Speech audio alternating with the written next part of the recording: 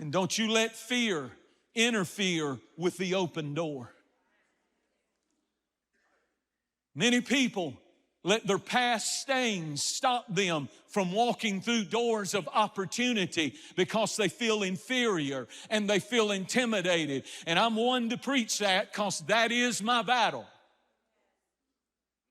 But I've been in the pit of depression. I've been in the pit of hopelessness. I've been in the pit of fear. I've been through all kinds of those pits, and the devil thought that I would give up. But the thing about this story that is beautiful is when you get in that pit, if somebody, will you four come up here? You didn't know when you were sitting on the front row you were going to preach. Come on. We don't practice this stuff. You got to move fast though. But you know, you have to understand the imagery. One rag can reach some, but when I tie my testimony and my dirty rag to somebody else, that's what they started doing. Those 30 men went in the king's treasury, found the dirty rags, and started tying them together. That one, and that's the power of the church. The Bible said we're all members of the body of Christ, but this one can't say, I don't need you, and that one can't say, I don't need you. We need each other. And when I was sinking, there was a woman named Rachel Joyner who threw a little rag to me, and she wouldn't let me go.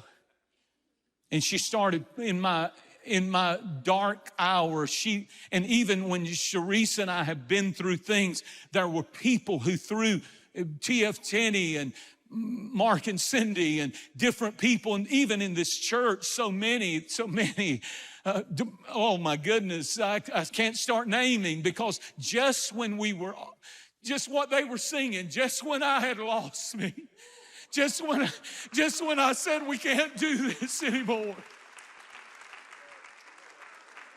Link up. And the more hell pulled, the tighter we got.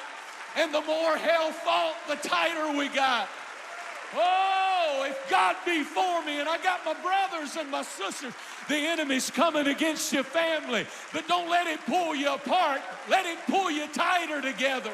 You can't have my baby. You can't have my children. You can't have my family. You can't have my life. You can't have my destiny.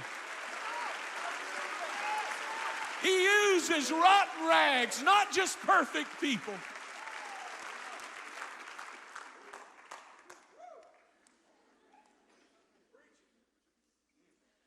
And I'm right where I want to be, coming in for the closing on this message. When Jesus came into this world, his mother wrapped him in anything she could find in a stable.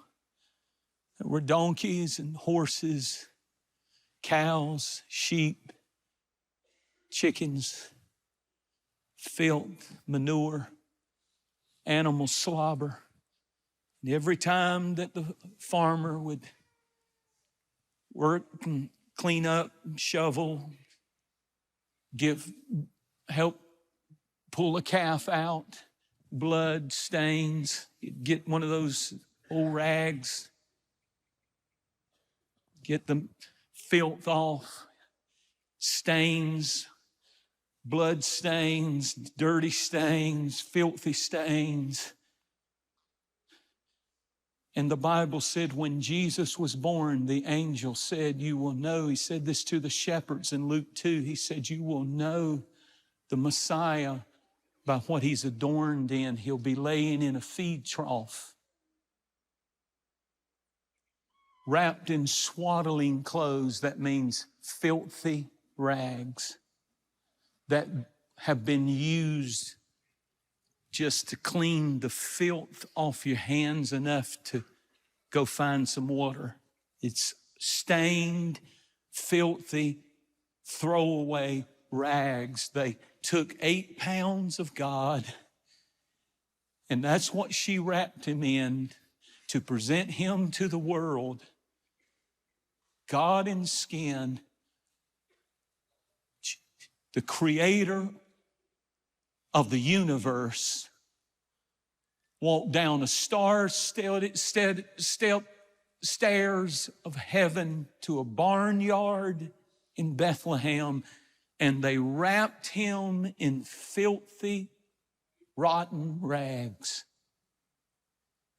And if you want to find Jesus, you will not find him among a bunch of religious people in their outward garments, pretending that they're so perfect and beautiful.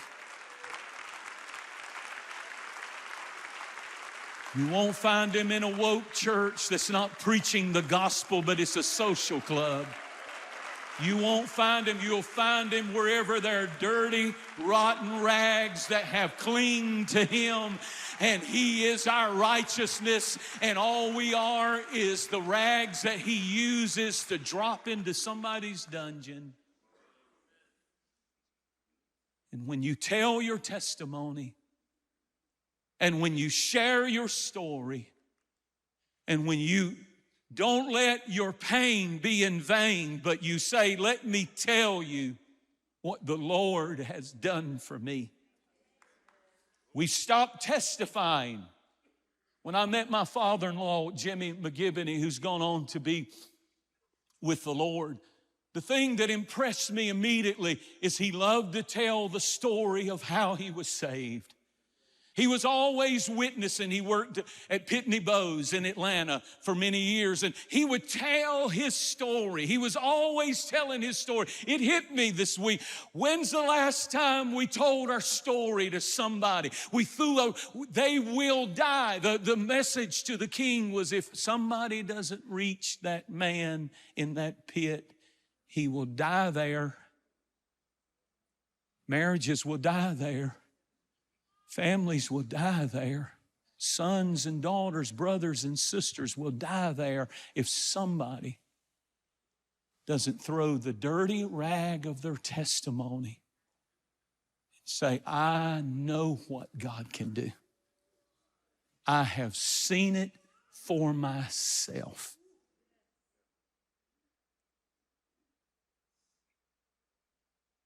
And when you understand that he uses not perfect people. I love it because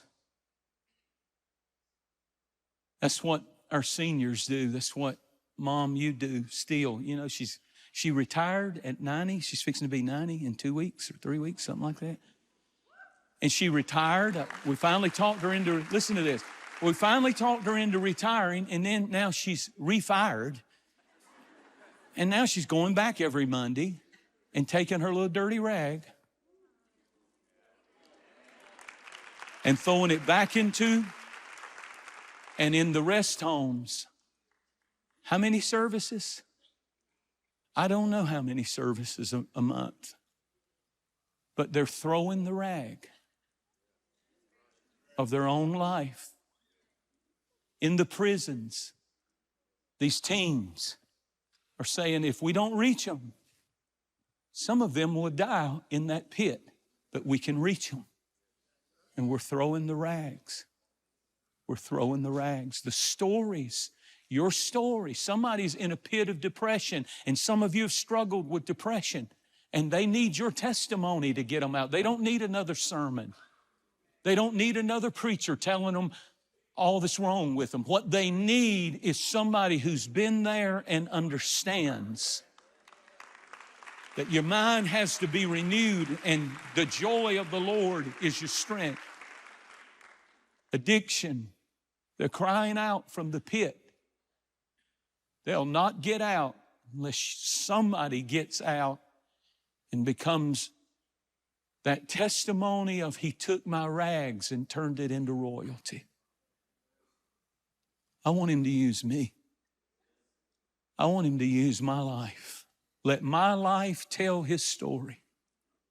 That's what they said.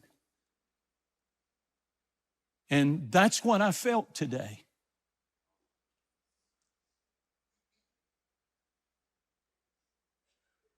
That That the worst situations in your life where you failed Him the most, that you feel stained by, discarded, and the world says, no. The King has a place for dirty rags in His kingdom. And you are the very one God will use just to show man and hell, I'm a king who believes in sinking souls, and I never give up. And I'm going to pull them up, and I'm going to pull them out.